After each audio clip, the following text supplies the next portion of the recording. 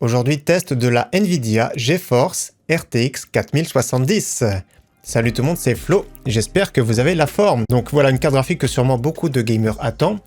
Regardez le modèle, il est beaucoup plus compact, donc on va faire un tour bien sûr de cette carte. Donc premièrement, on va faire un tour de ses specs. Deuxièmement, de la carte en détail. Troisièmement, bien sûr, on va parler des performances. Ensuite, on parlera de la consommation, du bruit, etc. Et donc à la fin, on fera un petit bilan, les points positifs, les points négatifs. Allez, c'est parti, on perd pas trop de temps. On attaque tout de suite par les specs de cette carte. Donc ici, nous avons une carte avec 5888 cœurs CUDA. Comparativement à sa grande sœur, la version TI qu'on a testée en début d'année, c'était 7680. Elle garde le même bus mémoire et également la même quantité de mémoire, c'est-à-dire 12 Go en GDDR6X. Ce qu'il faut savoir, c'est que cette carte graphique-là a 36 mégabits de cache L2. Les anciennes générations, donc RTX 3060, 3070, on avait 4 mégabits. Elle a 46 RT Core de 3e génération, 184 Tensor Core de 4e génération qui s'occupe de l'intelligence artificielle, DLSS. On va en parler après. Donc DLSS 3.0, il y a déjà plus de 30 jeux compatibles. Le développement se fait tout doucement, donc de plus en plus de jeux. Je crois que le dernier jeu d'ailleurs c'était Forza. Bien sûr, on va parler un petit peu du DLSS 3, voir les performances et aussi également du ray tracing. Et donc, chose à savoir également, c'est qu'elle a l'encodeur EV1, donc comme beaucoup de cartes graphiques maintenant qui sortent dans le marché. Donc ça va arriver petit à petit, de toute façon, en bêta, je crois qu'il y a sur YouTube, sur OBS également en bêta, et on attend tous bien sûr sur Twitch. Au niveau de la fréquence du GPU, c'est donné en boost jusqu'à 2475 MHz en pratique, sous 3D Mark notamment. Il tournait souvent à 2700 MHz, donc c'est vraiment déjà pas trop mal. Donc au niveau de cette carte, comme vous voyez, elle est vraiment très compacte, donc elle mesure, j'ai vérifié, 24,5 cm, donc ça fait plaisir, elle va rentrer dans beaucoup de boîtiers, contrairement à ses grandes sœurs. Donc là, c'est le modèle bien sûr de référence, il y a un modèle Founders Edition. Et donc après, je sais pas ce que ça va donner les modèles custom, si ils vont être aussi compacts ou pas, mais ça peut être bien déjà ce modèle-là, dans des petites configs, dans des configurations notamment mini ITX. Au niveau du connecteur d'alimentation ici, voilà, c'est le fameux 12 volts High Power, donc PCI Express 5.0, donc la nouvelle norme. Donc les cartes custom pourront avoir également du 8 pins, donc ça peut être bien également pour ceux qui ont une alimentation peu puissante, et d'ailleurs Nvidia recommande 650 watts en alimentation. Si vous avez un petit processeur, même pas trop puissant, je pense qu'une alimentation sans problème, on verra la conso, en 550 watts, ça peut passer. Donc là, ça fait plaisir déjà.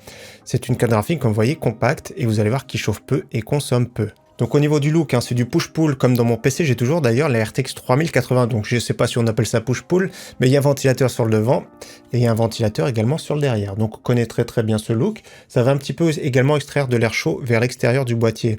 Donc là c'est vraiment bien, pas mal d'ailettes, donc au niveau du design on connaît très bien. Le seul reproche que j'ai à faire, notamment par rapport à ma RTX 3080, c'est que ma RTX 3080, Founders Edition également, avait un petit peu de rétroéclairage blanc ici. Et également GeForce RTX était également illuminé en blanc. Autrement, regardez, c'est vraiment très compact. Il y a 3 DisplayPort en sortie, un HDMI, donc du grand classique, on va dire. Donc au niveau de la disponibilité, ce sera dès demain, donc si vous voyez la vidéo, bien sûr, le 12 avril, donc dès demain, le 13 avril à 15 h, disponibilité. Et donc ce modèle-là sera disponible à 659 € TTC. Donc il y aura également des modèles custom au MSRP, donc je pense que tous les constructeurs vont s'y mettre, que ce soit MSI Ventus, que ce soit peut-être Asus TUF, que ce soit peut-être Gigabyte Eagle, donc on sait pas trop. Moi, personnellement, je sais pas à l'heure où je tourne la vidéo, mais dans tous les cas, il y aura des modèles au MSRP, des modèles custom overclockés qui seront plus chers comme d'habitude. Donc disponibilité, je le rappelle, le 13 avril à 15 h. Pour tester cette carte, j'ai utilisé une plateforme relativement moderne, c'est-à-dire le Core i5 13500. J'aime bien ce bon compromis. Pour moi, c'est vraiment un excellent combo d'ailleurs avec la RTX 4070. Donc 32 Go en DDR4 3200 pour pas être limité bien sûr, une carte mère en B760, le petit ventilable, donc une plateforme milieu de gamme qui est vraiment pas mal du tout avec beaucoup de cœur et relativement performante. Et donc pour l'opposé, j'ai choisi un échantillon de cartes graphiques, notamment ici j'ai une RTX 3070, donc celle qu'elle remplace. Donc ici un modèle PNY, comme vous avez vu déjà au niveau de la taille, regardez déjà la différence, c'est quand même beaucoup plus petit. Je l'ai opposé également à une RTX 3080, ça va parler à beaucoup de monde, donc version 10 Go, parce qu'elle est sortie après en version 12 Go. Donc un modèle ici de chez MSI Ventus 3X. Et une concurrente qui est vraiment beaucoup plus mastoc ici, la RX 6800 XT, j'ai un modèle ici de chez XFX.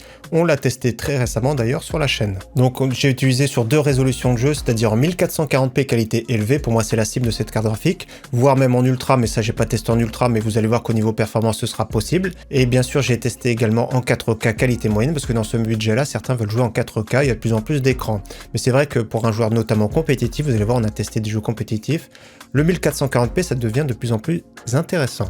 Allez, c'est parti, on commence tout de suite par les benchmarks en 1440p élevé. Anno 1800 DirectX 12, comme vous voyez, les 3 cartes graphiques sont plus ou moins dans un mouchoir de poche, en retrait bien sûr RTX 3070. Assassin's Creed Valhalla, la RX 6800 XT un tout petit peu au-dessus, mais de toute façon vous avez vu les 3 sont vraiment très proches également. Nous sommes sur Batman Arkham Knight, donc 1440p élevé. De toute façon, regardez tous à 200 fps voire plus. Sur Borderlands 3, la RX 6800 XT est un tout petit peu devant. Sous Call of Duty Modern Warfare 2, la RX 6800 XT est encore devant. De toute façon, c'est un jeu optimisé plus AMD. On continue ici sur Cyberpunk 2077, là c'est l'inverse. C'est les RTX qui sont devant, notamment très très proches. La 4070 avec la 3080, toujours en retrait mais c'est quand même très correct, la 3070.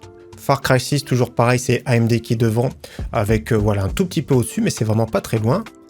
On continue sur Forza Horizon 5, pareil, c'est vraiment pas mal du tout, je suis surpris, la RTX 4070 a fait un meilleur score que la RTX 3080.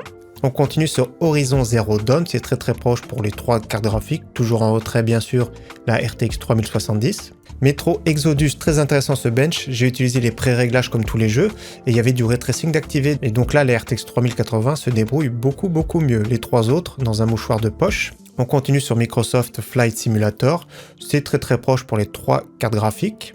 Red Dead Redemption 2, pareil c'est vraiment très très proche avec 100 fps en 1440p. Et pour finir sous Tomb Raider, c'est également très très proche entre les 3 cartes graphiques. La moyenne des jeux maintenant en 1440p élevée, comme vous voyez, il n'y a pas de mystère, elle est vraiment très très proche, voire équivalente à une RTX 3080 RX 6800 XT. Donc ça reste vraiment de très très bonnes performances sur un écran 1440p en 144 Hz, c'est vraiment l'idéal. Et là on voit quand même que la RTX 3070 est encore correcte. Maintenant on va passer au bench en 4K, j'ai testé en qualité moyenne parce qu'en poussant un petit peu les réglages, ce serait plus compliqué de maintenir des framerates assez élevés.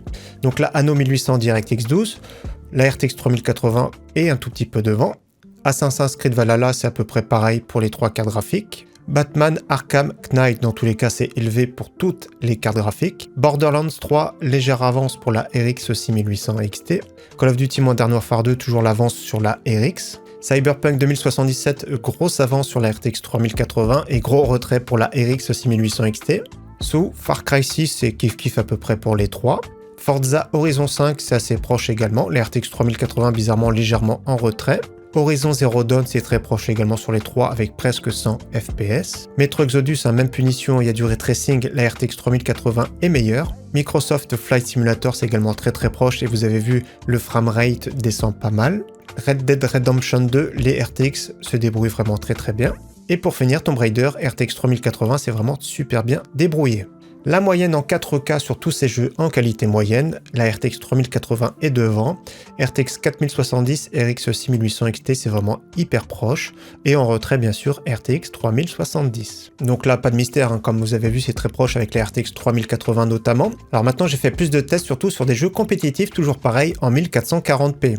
Sur CSGO, en qualité élevée, c'est monstrueux, je vous laisse voir 575 fps de moyenne.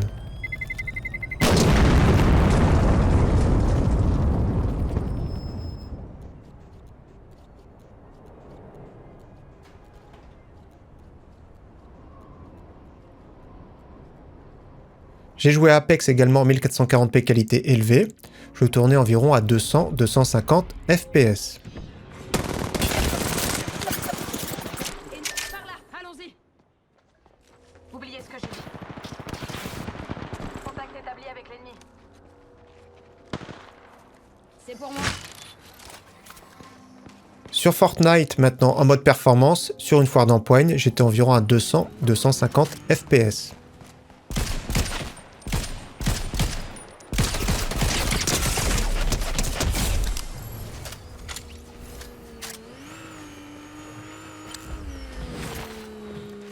Rainbow Six Siege en DirectX, toujours en qualité élevée, 435 de moyenne.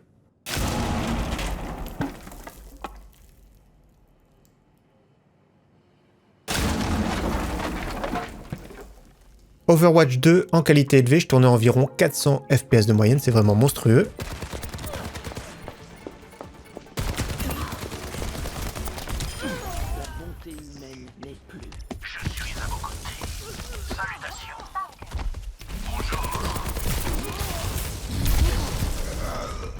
Pour finir, Rocket League en qualité élevée, également 1440p. Là, c'est vraiment abusé, hein, 700 fps de moyenne. Je crois que le plus gros écran, taux de rafraîchissement actuellement, je crois que c'est 540 Hz. Donc c'est vrai qu'il y a de plus en plus de 1440p, notamment 240 Hz. Pour un joueur compétitif, ça peut être vraiment pas mal.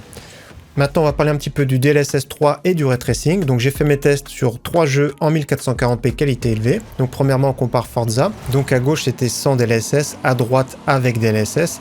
J'étais à 188 de moyenne. On passe à 225. Donc, c'est un petit peu mieux, mais c'est pas non plus exceptionnel en soi. Parce que déjà, c'était hyper fluide de base. Microsoft Flight Simulator. Donc, j'ai utilisé les pré-réglages par défaut en élevé. Donc, il active également un petit peu de ray tracing. À gauche, j'étais à 100 fps sans DLSS. Avec DLSS à droite. 159 de moyenne. Donc là, c'est vraiment un boost, comme vous voyez, de presque 60%. Sous Cyberpunk 2077, là, le ray tracing, vous avez vu qu'il y a énormément d'options. C'est le jeu qui a le ray tracing le plus poussé actuellement.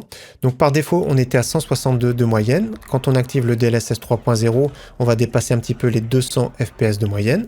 Maintenant, si on active uniquement le ray tracing, ça fait une grosse chute. On est de 162 à 72 de moyenne, ce qui est divisé le score par plus de 2, donc c'est vraiment impressionnant. Là, quand on rajoute le DLSS 3.0, on passe de 72 à 115 de moyenne, donc c'est un boost de performance. 115 en 1440p élevé avec le ray tracing, ça fait un jeu fluide et très joli.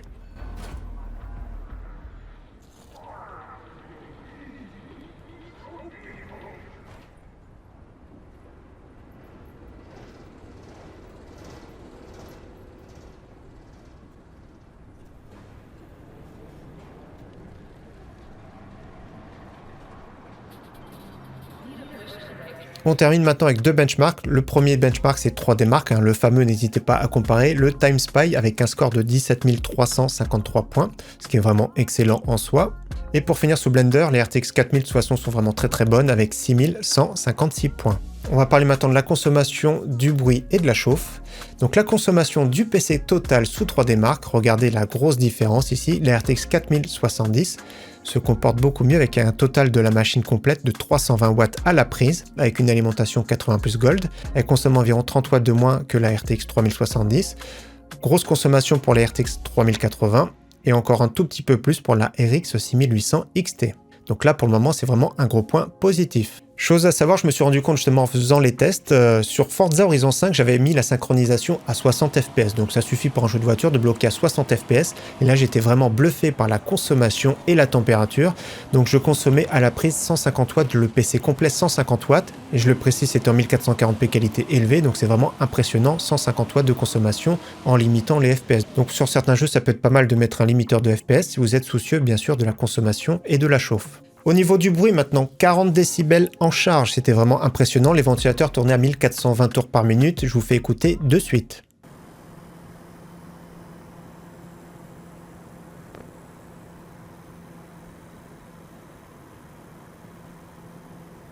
Au niveau des températures max enregistrées donc sous 3D Mark, donc température en charge, souvent 3D Mark ça chauffe même un petit peu plus qu'en jeu.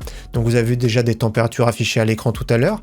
Donc maximum j'ai fait 63 degrés sur le GPU et le hotspot à 77 degrés. Donc voilà, ça chauffe peu, ça consomme peu et ça fait peu de bruit. Et en plus de ça, elle est vraiment peu encombrante. Donc le bilan maintenant avec les points positifs, les points négatifs. On attaque tout de suite avec les points positifs. Bien sûr, c'est le rapport performance-consommation qu'on a vu qui est vraiment excellent. Il n'y a vraiment rien à dire. En plus de ça, l'encombrement et le bruit est vraiment au top, donc pour l'installer vraiment dans un petit PC, ça peut être vraiment très bien, comme j'ai dit, des fois même un mini PC, ça peut être vraiment excellent. Cette carte graphique est vraiment top bien sûr pour jouer en 1440p, c'est vraiment sa cible, ça peut être bien sur un écran bien sûr 144 Hz, même voire maintenant pour un joueur compétitif des écrans de 240 Hz, ça arrive même du 360, des écrans OLED, tout ça, donc voilà, de toute façon jouer en QHD devient de plus en plus la norme. Autre point positif, ça va être le DLSS 3.0, donc voilà, c'est positif pour moi, personnellement, je trouve ça booste les performances, surtout quand on va activer le ray tracing, c'est vraiment un gros plus. Et autre point positif, mais c'est valable pour toutes les nouvelles cartes graphiques, ça va être l'encodeur EV1. Point négatif pour moi, ce sera le prix face à la concurrence actuelle.